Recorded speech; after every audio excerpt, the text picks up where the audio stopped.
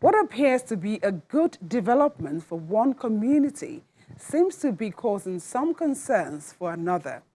That is the situation playing out between Olowora community and Omole Phase 2 estate, both in Ikosi-Sherry Local Council Development Area of Lagos State. Both communities are at loggerheads over the plan by the estate to erect a gate at its entry point. We followed up on this issue after receiving pictures of a protest by some of the aggrieved residents of Olowora. 400 meters into Somide Odujinrin Road off Isheri Road is a thoroughfare leading to Olowora, a community separated by perimeter fence from its neighbors Omole Phase 2 estate.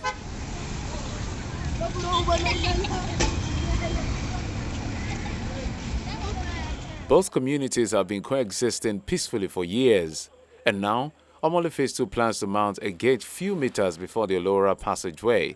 The news does not sound well to Olowora residents who have been used to the path in accessing their community for years. Though the plan is yet to be executed, residents are afraid of the future implication.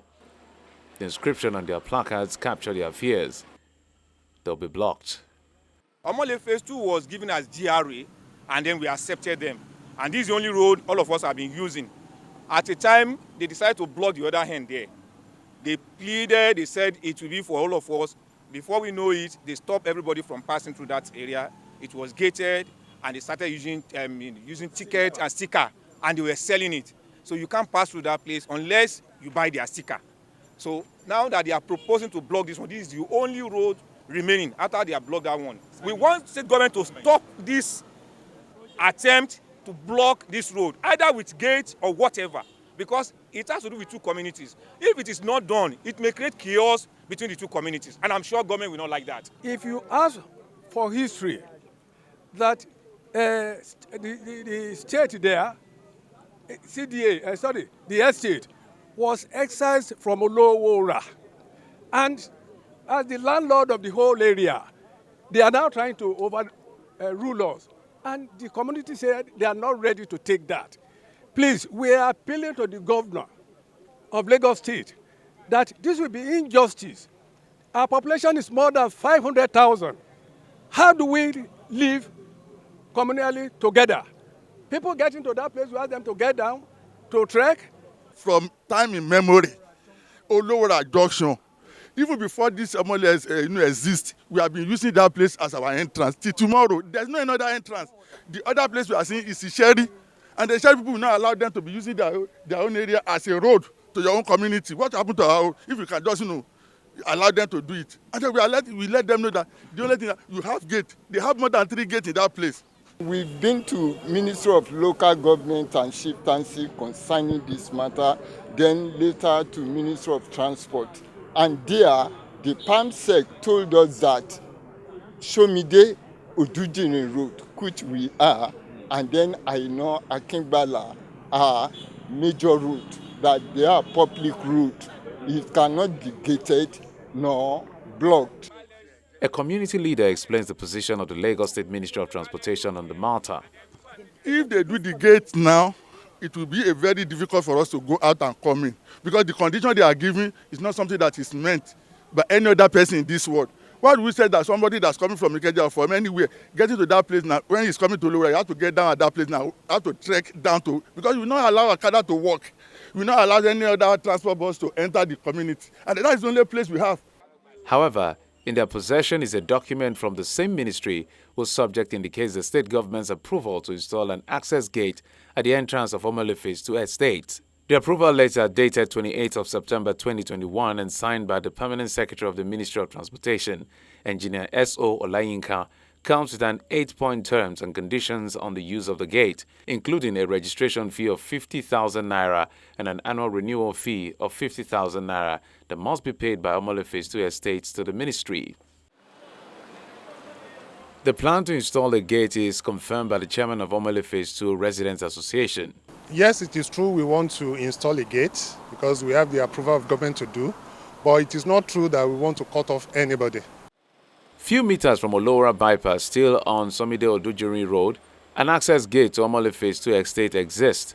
According to the chairman, the position of the gate does not secure the area of the estate, including the stretch of the road in dispute. The gate is just for the security of our residents so that at night, according to the restrictions given to us by government, by 12 in the night up to 5 a.m. we can secure it. And then our plan is to actually do a thorough and complete security rearrangement of this place. Put street lights, put CCTV, have patrol like we do for the rest of the estate. But we can't do it because people see this place as a no man's land, which is actually not true. It's part of our estate. The map of the government, the model plan of the government confirms it, that this is part of the estate. So we want to install a gate so that people know that this is Omole Phase 2, and whatever we do in terms of the security, people will not complain. But when we want to do anything now, they stop us and say your estate is not doesn't reach or is not up to this place. So that's the issue. The estate assures that the proposed gate is a measure that will improve the security of the communities.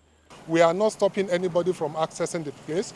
We have engaged the Olowora community. We've had more than 20 meetings with them. We reassure them that nobody is closing any gate.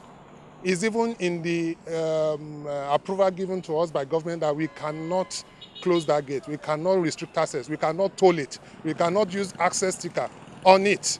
It is a thoroughfare. But at midnight, when when the men of the dark, when they are at their work, we are able to deploy our security architecture to prevent any mishap to our residents who are living on this stretch. And we also told them in the course of discussion that they can also appoint a security man to join our security men to observe the gates, which is to say that they can be participants, they can be collaborators.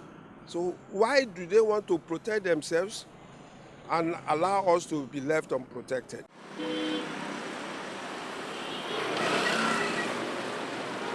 The absence of a gate before the existing one exposes some residents to security risk.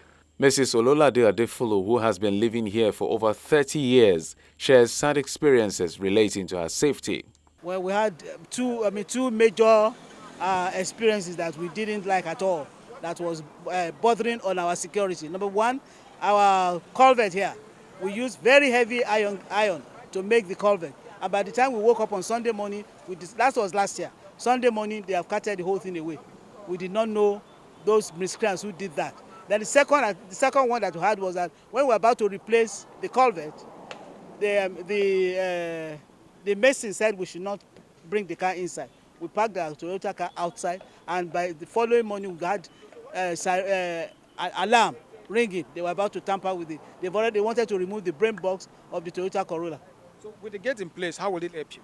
It will help us so that miscreants will not just come in and out. By the time the gate is locked at 12 midnight and to 5 a.m., we are safe. We know that no unwanted person will come in to the estate. So it's very important, and for our safety, for our security, because we are afraid to even to come out at night. Not really night, but afraid to come out at all. To even walk here by 6 p.m., we can't do it. Because they snatch cars, they snatch our phones, they snatch bags and all that. They may be on Okada and they just snatch and run. So we are not safe. And for security reasons, they have been excluding us here. And we've been complaining, we've been clamoring for that gate for years. But now that they have approved it, we are grateful to the government that they have approved it. Environmental and noise pollution are the other issues that have necessitated the need for a gate. Sometimes as early as 3 a.m., you have some itinerant preachers. They've already come in with speakers.